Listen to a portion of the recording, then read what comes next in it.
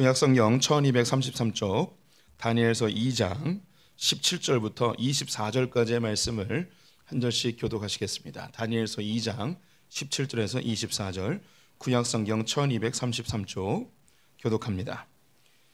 이에 다니엘이 자기 집으로 돌아가서 그 친구 하나냐와 미사엘과 아사랴에게 그 일을 알리고, 하늘에 계신 하나님이 이 은밀한 일에 대하여 불쌍히 여기사 다니엘과 친구들이 바벨론의 다른 지혜자들과 함께 죽임을 당하지 않게 하시기를 그들로 하여금 구하게 하니라. 이에 이 은밀한 것이 밤의 환상으로 다니엘에게 나타나 보이매 다니엘이 하늘에 계신 하나님을 찬송하니라. 다니엘이 말하여 이르되 영원부터 영원까지 하나님의 이름을 찬송할 것은 지혜와 능력이 그에게 있음이로다. 그는 때와 계절을 바꾸시며 왕들을 폐하시고 왕들을 세우시며 지혜한 자에게 지혜를 주시고 총명한 자에게 지식을 주시는도다. 그는 깊고 은밀한 일을 나타내시고 어두운 데 있는 것을 아시며 또 빛이 그와 함께 있도다. 나의 조상들의 하나님이여, 주께서 이제 내게 지혜와 능력을 주시고 우리가 주께 구한 것을 내게 알게 하셨사오니 내가 주께 감사하고 주를 찬양하나이다. 곧 주께서 왕의 그 일을 내게 보이셨나이다 하니라. 이에 다니엘은 왕이 바벨론 지혜자들을 죽이라 명령한 아리옥에게로 가서 그에게 이같이 이르되 바벨론 지혜자들을 죽이지 말고 나를 왕의 앞으로 인도하라. 그리하면 내가 그 해석을 왕께 알려드리리라 하니. 아멘. 오늘도 주님의 보좌 앞으로 나오신 성도님들에게 하나님의 은혜와 평강이 함께 하시기를 축원드립니다.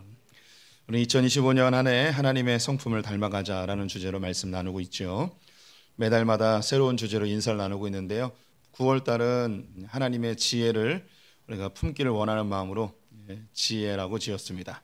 그래서 우리 함께 옆 사람과 밝은 미소로 인사하겠습니다. 하나님의 지혜로 삽시다. 하나님의 지혜로 삽시다. 감사합니다.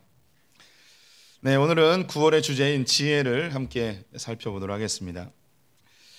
네, 우리 교회 성도님들 모두가 다 지혜로운 사람이 되기를 열망할 것입니다. 그렇다면 지혜는 무엇일까요? 사전을 찾으면 이치를 빨리 깨우치고 사물을 정확하게 처리하는 능력이라고 이야기합니다. 어떤 상황을 보고 답을 정확하게 찾아서 빨리 해결하는 것을 사전적 의미의 지혜라고 이야기하죠. 똑똑한 거하고 지혜로운 거하고 좀 차이가 있는 것 같습니다. 그래서 우리 성도님들도 똑똑한 사람이 되고 싶겠지만 똑똑한 사람보다 지혜로운 사람이 더 되기를 원하실 겁니다. 또 우리 성도님들의 자녀들이 단지 공부만 잘하는 사람이 아니라 지혜로운 사람이 되기를 열망하실 것입니다. 이것은 확인된 이야기는 아닌데요. 이렇게 전해 내려오는 이야기인데 들으신 분들도 계실 거예요. 세계에서 가장 똑똑한 사람을 꼽는다면 그 손가락 안에 반드시 꼽힐 사람 중에 하나 아인슈타인입니다. 아인슈타인이 하루는 강연을 위해서 기차를 타고 다른 도시로 이동을 하고 있었습니다. 차장이 지금은 그런 일은 없겠지만 차장이 외국은 그렇게 계속 하겠네요. 이 차표를 이렇게 확인하러 다녔습니다. 차장이 그 아인슈타인이 타고 있는 그 칸으로 들어왔는데 이 차표를 보여주기 위해서 아인슈타인이 막 찾았는데 이게 없는 거예요. 그래서 막 가방도 찾아보고 주머니도 찾아보고 땅에 떨어졌나 찾아봐도 없는 거죠. 이 차장이 아인슈타인 자리까지 오게 되었습니다. 워낙에 유명한 사람이니까 또 헤어스타일도 독특하니까 한 번에 알아본 거죠. 박사님, 이렇게 문제라도 있으십니까? 제가 그 차표를 어디다 놓는지 몰라서 못 찾겠다고 그랬더니 차장이 박사님 안 찾으셔도 된다고. 이게 박사님 같은 분이 거짓말 하실 일도 없고 여기 있는 사람 다 박사님이 누군지 아는데 괜찮다고. 그런데 이 아인슈타인이 하는 얘기가 나는 이 차표를 꼭 찾아야 된다고. 안 찾으셔도 된다고. 꼭 찾아야 된다고. 왜냐하면 내가 어디로 가는지 차표를 통해서 알아야 된다고. 네. 웃어주셔서 감사합니다. 세계에서 제일 똑똑한 사람인데 지혜롭지는 못한 것 같은 생각이 들긴 합니다. 어떤 한 분야에 너무 집중하다 보면 다른 영역에서는 미련하고 어리석어지는 것도 맞는 것 같습니다.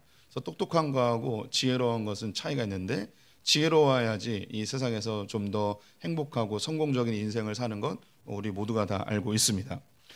그래서 이 모두가 다 이 그 지혜의 소중함을 알고 지혜롭고 싶어서 그럼 어떻게 하면 지혜로워질 수 있을까? 그런 노력들도 많이 하죠. 많은 사람들이 지혜로워지려면 또 우리 성도들이 자녀들에게 지혜로운 아이가 되게 하기 위해서 제일 손쉽게 할 수 있는 방법이 책을 읽히는 거죠. 독서를 많이 하게 되면 지혜로워진다 이렇게 이야기도 합니다. 저도 그런 사람 중에 한 명이에요. 책을 읽어야지 지혜로워진다고 생각하는 사람 중에 한 명입니다. 여기에는 많은 지식을 얻으면 지혜로워질 것이라는 그런 기대감도 담겨 있는 듯합니다.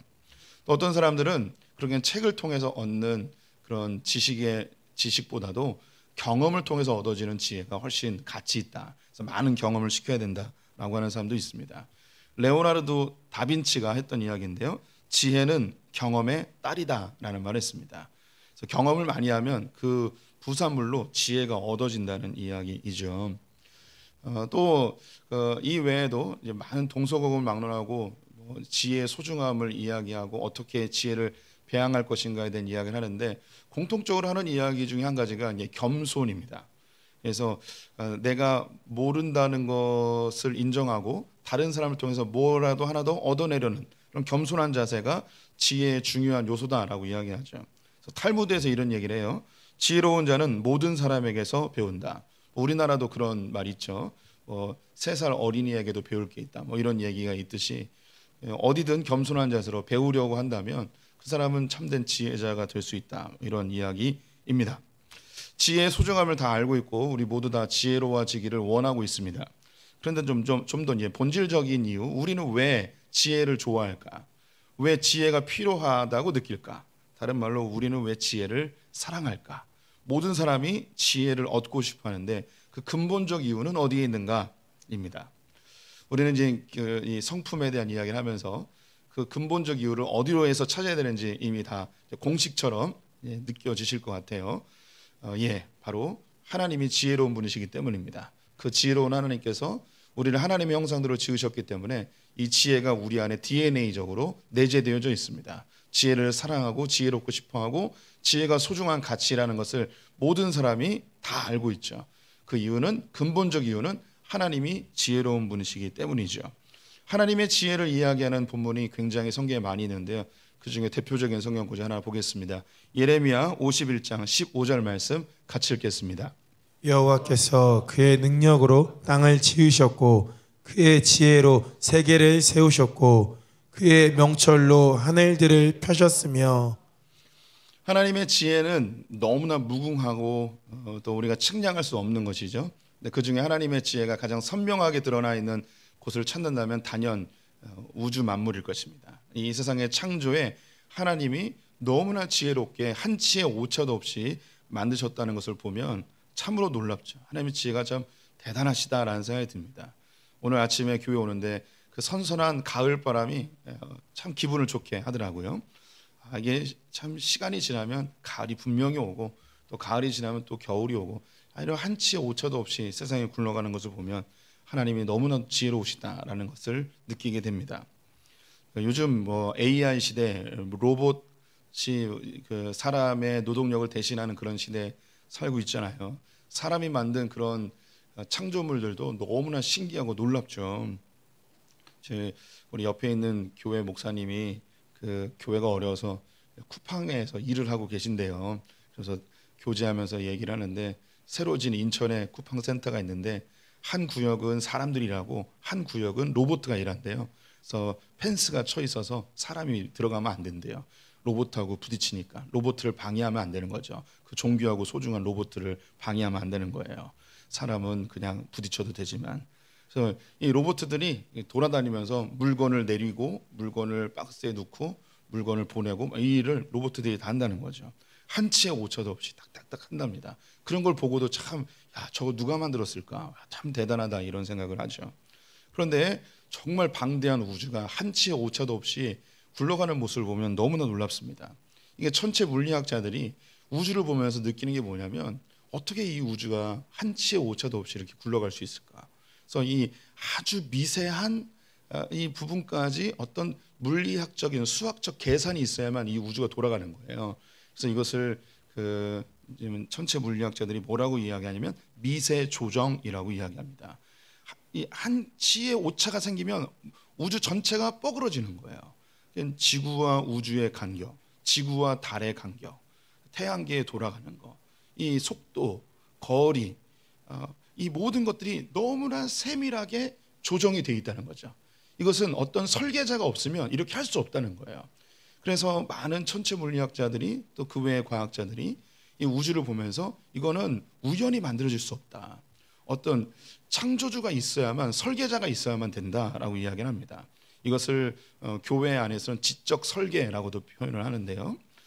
이 사람들이 다 하나님을 믿는 건 아니에요. 그런데 우주를 보면 분명히 절대자가 있다, 창조자가 있고 설계자가 있다라는 것을 인정합니다. 하나님의 지혜가 그 안에 담겨 있는 거죠.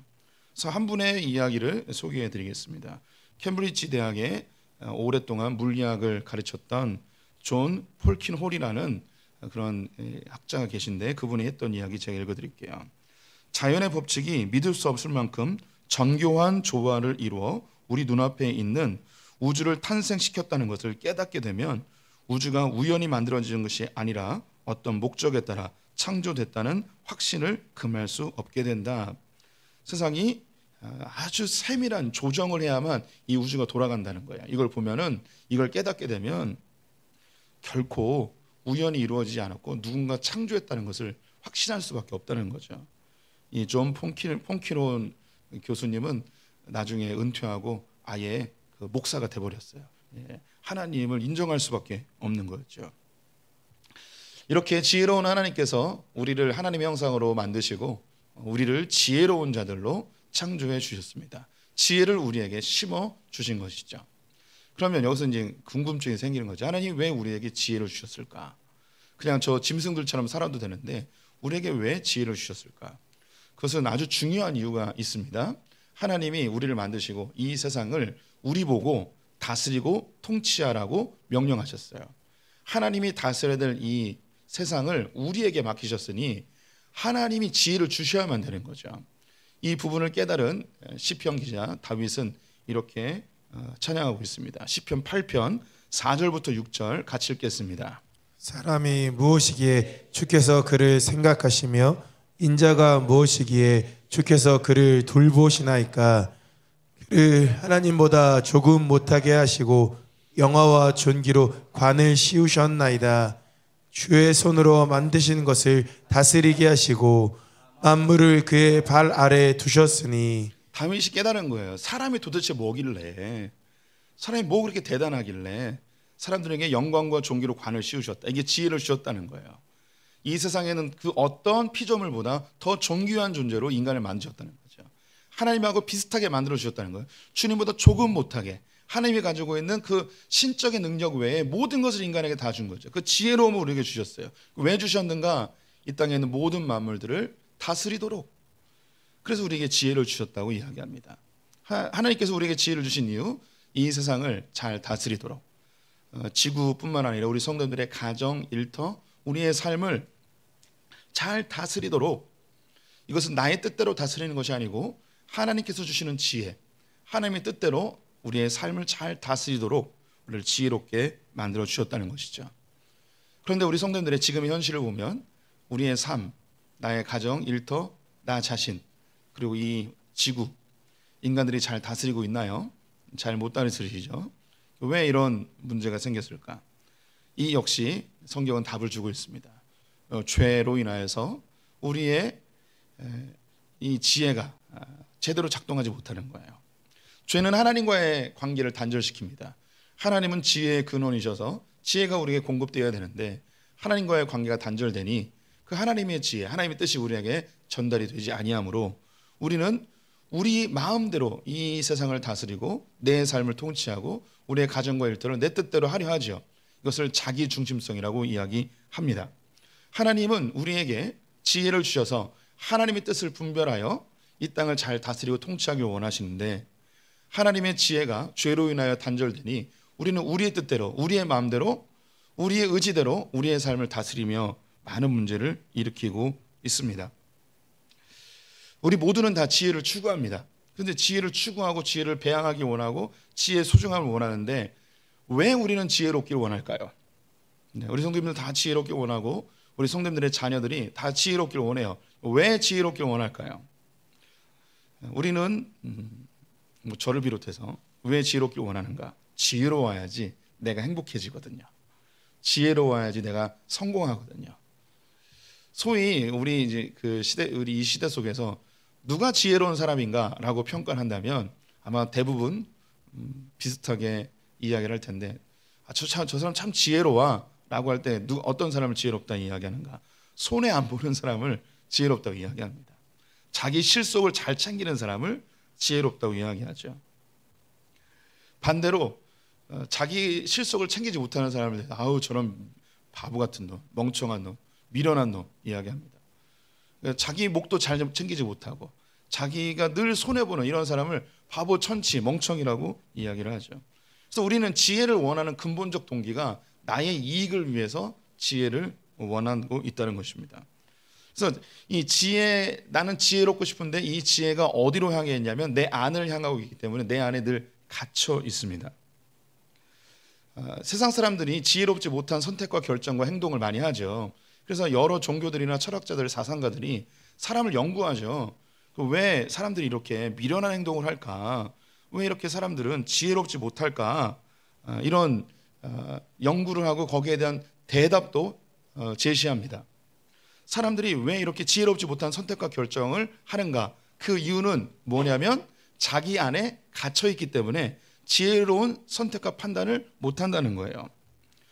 유명한 소크라테스가 했던 이야기, 내 자신을 알라라고 이야기하죠. 내 자신을 알라라는 것은 자기 안에 갇혀 있지 말고 자신을 객관적으로 자기를 바라보라는 거예요. 이 내 자신을 알라를 좀 풀어서 이렇게 얘기했어요. 어리석은 자는 자신을 지혜롭다 여기지만 지혜로운 자는 자신이 어리석음을 안다라고 했습니다. 어떤 사람이 지혜로운 사람인가? 나는 잘 알아 하고 자기 자신 안에 갇혀 있는 거예요. 근데 참된 지혜로운 자는 자신이 무엇을 모르는지 잘 알고 있는 거죠. 자기를 객관적으로 볼 수 있는 눈을 가지고 있는 거예요. 동양으로 넘어와서 노자가 이런 얘기를 했습니다. 남을 아는 것은 지혜요, 자신을 아는 것은 명철이다. 동서고금을 막론하고 자기를 객관적으로 아는 것이 굉장히 중요한 지혜의 시작임을 알려주고 있습니다. 다시 말해 자기 안에 갇혀 있는 것이 자기 스스로는 지혜롭다 생각하지만 가장 멍청한 짓이라는 것을 이야기하고 있는 것이죠. 한국외국어대학교에서 심리학을 가르치고 있는 탁석산이라는 교수님이 있습니다. 제가 이분의 글들을 참 좋아하는데요. 이분이 사기를 당하는 사람들의 공통점이 있다고 이야기를 해요. 어떤 사람들이 이 사기를 잘 당하는가? 이 사기를 당한 사람들이 공통적으로 하는 얘기가 내가 그때 뭔가 홀렸나 봐요 라고 얘기를 하는데, 이런 사람들의 공통점 두 가지. 첫 번째는요, 일확천금을 노리는 경우가 많다고 합니다. 한 번에 많은 돈을 얻으려 하다가 사기를 당하는 거죠. 이런 사람을 사기꾼들은 정확하게 이 타겟으로 삼는 거죠. 두 번째 특징이 뭐냐면 자신이 똑똑하다고 생각하는 사람들이 사기를 잘 당한대요. 자기의 판단이 옳고 자기의 선택이 가장 탁월한 선택이라고 자기가 똑똑하다고 생각하는 사람들이 사기를 많이 당하는 거죠. 그래서 신기한 게 대기업 임원들이나 사회 지도층들, 교사, 교수 뭐 이런 사람들이 소위 사회적으로 똑똑하다고 인정받는 사람들이 의외로 사기를 많이 당하는 거죠. 그래서 자기 안에 갇혀 있으면 지혜롭다고 생각하지만 사실은 가장 멍청한 행위라는 것이죠. 그래서 동서고금을 막론하고 지혜의 시작을 자기를 객관적으로 바라보는 시각에서 시작한다는 것을 얘기해주고 있습니다. 즉 자기 중심성에서 벗어나야만 그때부터 지혜가 시작되어진다는 것이죠. 자기를 객관화하는 것, 자기를 겸손하게 바라보는 것, 이것이 지혜의 시작임을 많은 사람들이 굳이 성경을 이야기하지 않아도 얘기를 합니다. 자기를 객관적으로 바라보는 이 시각을 현대 심리학과 교육학에서 뭐라고 이야기하냐면 메타인지라고 합니다. 메타는 제3의 혹은 초월하여 뭐 이런 뜻인데요. 그래서 자기 자신을 초월적인 눈으로 바라보는 거예요. 제3의 시각으로 바라보는 것입니다. 자기 자신 안에 갇혀있지 않고 문제를 객관화할 수 있는 이런 사람들이 성공하고 공부도 잘한다는 거죠. 그래서 가장 쉬운 얘기로 공부를 열심히 하는 게 중요한 게 아니고 내가 뭘 알고 뭘 모르는가 이걸 알아야 되는 거예요. 아는 건 공부할 필요 없어요. 모르는 것을 더 열심히 해야 되는데 공부를 못하는 사람은 아는 것만 열심히 해요. 오래 앉아 있는 게 중요한 게 아니고 공부를 잘하는 사람은 공부하는 시간이 적어도 내가 뭘 모르는지 확인해서 그것을 공부하면 시험 잘 맞는 거죠. 저는 우리 성도님들이 그 생각하는 것보다 굉장히 공부를 열심히 했습니다. 예. 믿어주세요. 저 공부 진짜 열심히 했어요. 전 고등학교 때 너무 오래 앉아 있어가지고 엉덩이에 곰팡이가 났어요.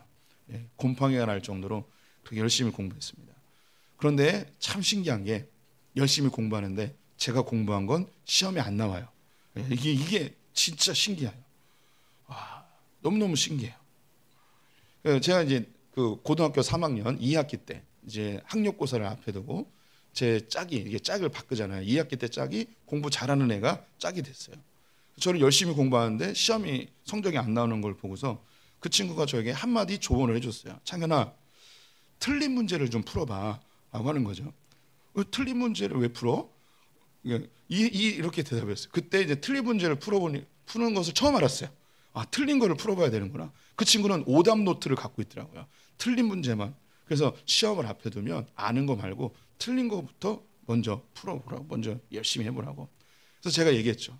너를 고등학교 1학년 때 만났어야 되는데 하고서 안타까워한 적이 있었습니다. 공부 잘하는 친구들은 자기가 뭘 알고 뭘 모르는지를 분별할 수 있어요. 메타인지라는 거죠. 객관화할 수 있는 거예요. 즉 이것이 자기 중심성에서 벗어나서 지혜로워질 수 있는 그 시작점임을 이야기해주고 있습니다.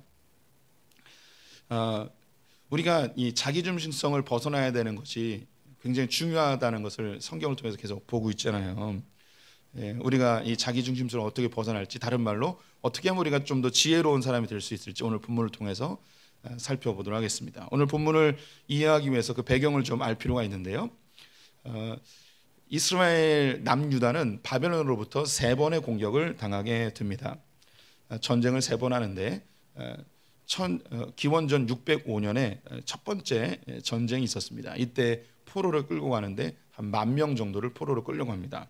오늘 읽었던 다니엘도 이 1차 포로 때에 끌려갔던 사람입니다. 바벨론의 왕은 느부갓네살이었는데요. 이 느부갓네살은 아수르를 정복하고 예전에 바벨 제국의 영화를 되찾은 그런 왕입니다. 그래서 이 아수르가 했던 정책은 포갑 정책이었어요. 굉장히 잔인한, 역사상 가장 잔인한 제국으로 알려져 있는데요. 반대로 이 바벨론은 융화 정책을 사용합니다. 각 나라를 정복하고 그 나라의 중요한 유능한 인재들을 바벨론으로 데려와서 일정 기간 가르치고 이 사람들에게 이제 바벨론화시켜 그 나라들을 다스리도록 한 것이었습니다. 그래서 이 다니엘과 세 친구 사드락 메삭 아벳느고가 그 유능한 인재로 뽑히게 되었고 3년 동안 바벨론 교육을 받게 됩니다. 이때에 이 다니엘과 세 친구는 하나님 앞에서 신앙적 결단을 포기하지 아니하였음을 1장에서 보여주고 있는데요. 왕이 제공한 음식 중에 고기를 먹지 않았습니다. 이 고기의 출처를 모르는 거죠. 우상에게 드려줄 수도 있는 거예요. 그 일을 맡았던 사람이 너희들 이 고기 안 먹고 비실비실해지면 내가 징계를 받는다. 걱정하지 마십시오. 한번 시험해 봅시다. 고기 먹는 아이들과 채소만 먹는 우리들이 누가 더 건강한지. 정말 이 다니엘과 세 친구가 오히려 더 건강해지고 그 실력도 또 탁월해지는 모습을 1장에서 보여주고 있습니다. 이들이 이제 3년의 교육 과정을 마치고 바벨론의 관리로 등용이 되어 활동을 하게 되는데 어느 날 느부갓네살 왕이 꿈을 꿨습니다. 이 꿈이 너무나 흉흉한 거예요. 이게 꿈을 꿨는데 너무 기분이 나쁜 거예요. 그런데 꿈이 생각이 안 나는 거예요. 이 꿈이 뭘 얘기하는지 어떤 메시지를 담고 있는지 알고 싶어서 술객과 점쟁이들과 술사와 그런 뭐 점점 침다는 바벨론에 있는 사람들 다 모았습니다. 그래서 너희들 내가 꿈을 이상한 걸 꿨는데 이게 너무 기분이 안 좋다. 이 꿈을 알아내라. 그리고 그 뜻이 뭔지 찾아내라. 꿈을 얘기해 줘야지 해석을 하는데 무슨 꿈을 꿨는지 알아내라는 거예요. 그리고 그 꿈의 뜻이 뭔지 알아내라는 거죠. 미친놈이죠. 예. 이 느부갓네살이 이렇게 미친놈이었어요. 그래서 거기에 있는 그런 점쟁이들이 아니 꿈을 알려주지도 않고 어떻게 이걸 해석하라고 합니까? 했더니 이 느부갓네살이 열받아가지고 다 죽여버려. 그래서 이 점쟁이들과 술객과 박수들을 다 이제 죽이기 시작합니다. 네, 이때 이제 한 명 한 명 죽이러 이제 이 군인들이 도망 다니겠죠. 그러면 다 수색해가지고 죽이는데 이제 다니엘에게도 이 군인들이 찾아온 거예요. 그래서 이렇게 우리가 죽을 수는 없다. 하나님께 이 부분에 대하여서 좀 물어봐야겠다는 생각이 드는 거죠. 잠깐만 기다리십시오. 조금만 말미를 주시면 제가 이 꿈이 무엇인지 알아내고 해석까지 해드리겠습니다. 라고 이제 일단 시간을 확보하고 이제 그의 세 친구 사드락 메삭 아벳노고에게 다니엘이 찾아와서 이 상황을 얘기하는 장면이 오늘 읽었던 17절부터 24절의 내용이에요. 여기에서 다니엘이 지혜를 얻는 방법을 우리에게 알려주고 있습니다. 첫 번째, 이미 다 느낌이 오셨겠지만 우리가 지혜롭기를 원한다면, 지혜를 얻기를 원한다면 하나님께 지혜를 달라고 구해야 됩니다. 하나님께 기도해야 됩니다. 오늘 본문 말씀 18절 함께 읽어보도록 하겠습니다. 하늘에 계신 하나님이 이 은밀한 일에 대하여 불쌍히 여기사 다니엘과 친구들이 바벨론의 다른 지혜자들과 함께 죽임을 당하지 않게 하시기를 그들로 하여금 구하게 하니라. 하늘에 계시는 하나님께 이 문제에 대하여 이 꿈이 무엇인지 지혜를 구하는 기도를 그 친구들에게 함께 하자고 이야기하고 있습니다. 기도의 장점, 우리 성도님들 다 기도를 하고 계시는 분들인데 기도를 깊이 해보신 분들은 다 느끼는 것인데요, 두 가지의 장점이 있습니다. 하나는요, 기도를 하면 이 문제에 대한 자기 객관화가 이루어집니다. 기도 안 하고 자기 머릿속에서 그 문제를 계속 생각하면 자기 안에서만 이게 맴돌아요. 그런데 이 문제를 가지고 하나님께 나와서 이 문제를 토로하기 시작하면 그때부터 이 문제를 내 관점이 아니라 하나님의 관점으로 바라보기 시작합니다. 그래서 많은 분들이 내 문제를 가지고 기도하러 나왔다가 이 문제가 해결되지도 않았고 문제에 응답되지도 않았는데, 기도에 응답되지도 않았는데 마음의 평안을 가지고 집으로 돌아가는 분들이 많이 있습니다. 왜 집으로 평안하게 돌아가는가? 이 문제를 내 관점으로 문제로 바라보지 않고 하나님의 관점으로 이 문제를 해석해 버리니까 그때부터 평안을 얻게 되는 거예요. 기도는 메타인지 자기 객관화를 할 수 있는 가장 좋은 방법이에요. 그래서 기도하는 사람들은 문제를 뚫고 나가요. 이 기도의 응답을 받지 못해도 이 문제를 뚫고 나갈 수 있는 힘을 얻어요. 그래서 기도는 뭐 심리학자들이나 교육학자들이 이야기했던 그 메타인지나 자기 객관화 이런 이야기를 하지 않더라도 이미 많은 역사 속에 우리 믿음의 선배들이 기도를 통해서 문제를 어떻게 해석해야 되는지 그것을 다 경험했습니다. 두 번째는 실제로 하나님이 이 문제를 해결할 수 있는 지혜를 주세요.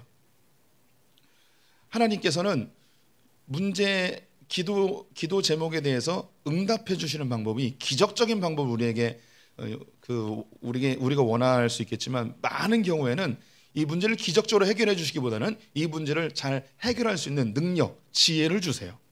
그래서 우리가 기도하는 사람들은요, 문제를 해결해 나가는 지혜를 얻을 수 있는 사람입니다. 성경 말씀에서 아예 약속을 하고 계시죠. 야고보서 1장 5절 말씀 같이 읽어보겠습니다. 너희 중에 누구든지 지혜가 부족하거든 모든 사람에게 후히 주시고 꾸짖지 아니하시는 하나님께 구하라. 그리하면 주시리라. 하나님은 지혜를 구하는 자에게 후히 주시겠다고 약속하셨습니다.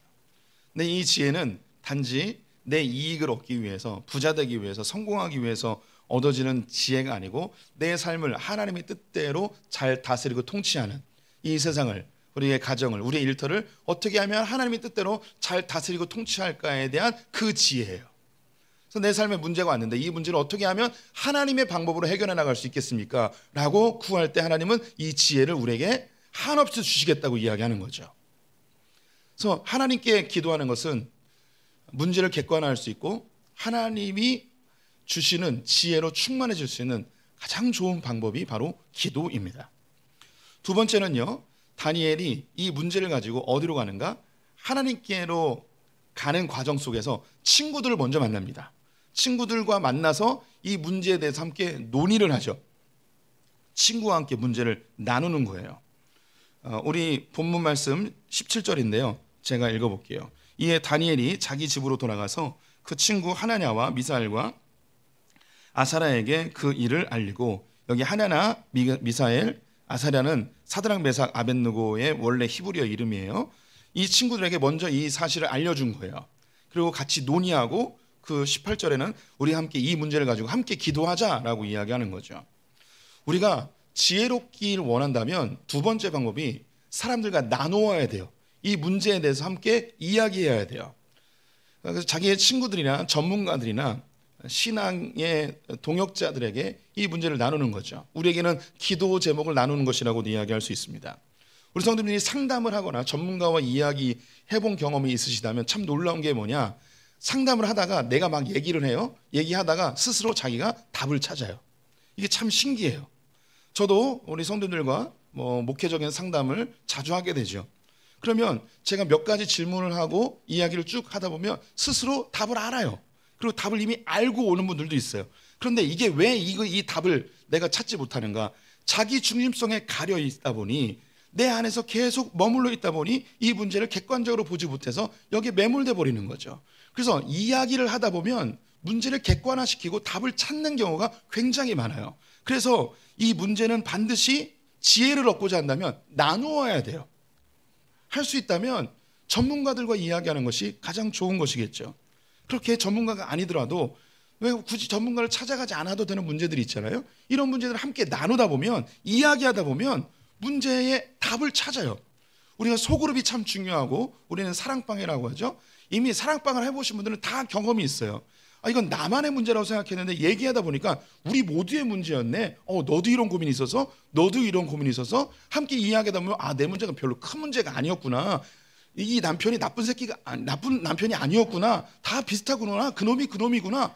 그 여자가 그 여자구나. 라는 것을 깨달으면서 스스로 지혜 속에서 문제를 해결을 찾아간다니까요.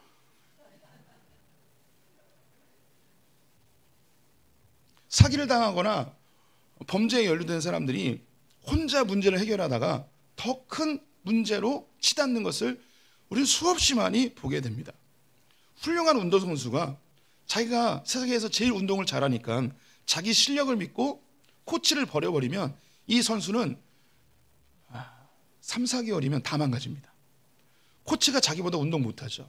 자기보다 실력이 없어요. 그런데 코치가 객관적으로 이 사람을 바라봐 줬을 때 이 사람의 문제가 뭔지 파악해주고 함께 논의하면서 개선해 나가요. 우리가 문제를 내 안에 갇혀버리면, 이 자기 중심성에 빠져버리면, 객관화가 되지 않으면 우리는 절대 지혜로워질 수 없습니다. 그래서 이야기를 나눠야 돼요. 사랑방에서 나눠야 되고, 전문가와 나눠야 되고, 목회자와 나눠야 되고, 그때 우리의 지혜가 향상될 수 있습니다. 세 번째는요, 오늘 본문에는 없는데 이제 그 뒤에 나오는 이야기이기도 해요. 세 번째, 우리가 지혜로워질 수 있는 것은 예수 그리스도를 바라봐야 됩니다. 하나님께서 우리에게 참된 지혜의 임금, 지혜의 왕으로 예수 그리스도를 보내주셨어요. 예수님이 왜 지혜로운 분인가? 그분이 이 세상에 있는 모든 진리를 다 깨달아서요. 네, 그렇게 이야기할 수도 있겠지만 그분은 그럴 만한 분이에요. 전지전능한 분이시기 때문이죠. 그런데 우리에게 보여주신 예수 그리스도가 왜 지혜의 왕인가? 그분은 모든 순간순간마다 하나님과 소통하는 분이었어요. 하나님이 이 땅을 어떻게 다스리기 원하시는지, 사람들에게 어떤 메시지를 전하게 주길 원하시는지, 누구를 치료해 주길 원하시는지 하나님께 늘 묻고 하나님이 지시하신 것만 행하셨습니다. 이것이 바로 참된 지혜의 왕이셨어요. 예수님이 마지막으로 명령받은 것, 하나님께서 예수님에게 지시하신 것이 뭐냐면 십자가의 길을 걸으라는 것이죠. 세상의 지혜로 보면 이처럼 미련한 것이 없습니다. 이처럼 비생산적이고 어리석은 것이 없죠. 하지만 예수님은 참된 지혜의 왕으로 오셔서 하나님의 뜻이 무엇인지, 하나님이 뭘 말씀하시는지 이것을 알아 그 길이 나에게 죽음의 길일지라도 걷게 됩니다. 그 길을 우리에게 보이시고 너희들도 날 따라와.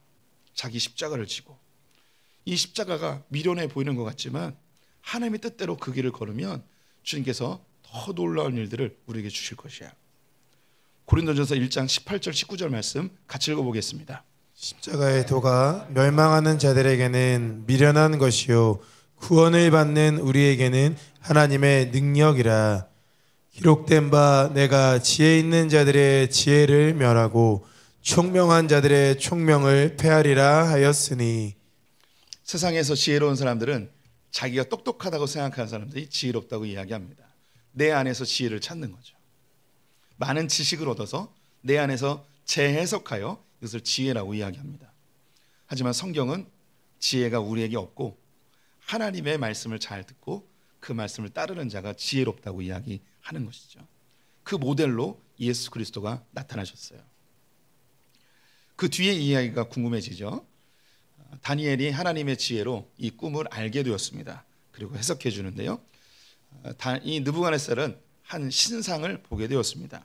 머리는 순금으로 되어 있고 가슴과 두 팔은 은으로 되어 있고 배와 넓적다리는 노수로 되어 있고 종아리는 쇠로 되어 있고 발은 진흙으로 되어 있는 신상입니다. 제가 사진을 안 올렸나요? 네, 제가 올렸습니다. 이렇게 된 신상을 보았습니다. 그리고 이것이 그 돌이 손대지 않은 돌, 뜨인 돌이라고도 하는데 다듬지 않은 돌이 날라와서 이 신상을 빵 치니까 다 무너져 내리게 되었습니다. 이 꿈을 본 거예요. 그래서 이 신상은 자기의 모습이었고 이게 무너지니까 자기의 왕국이 무너지는 듯한 그런 두려움에 휩싸였죠. 이것을 해석해 줍니다.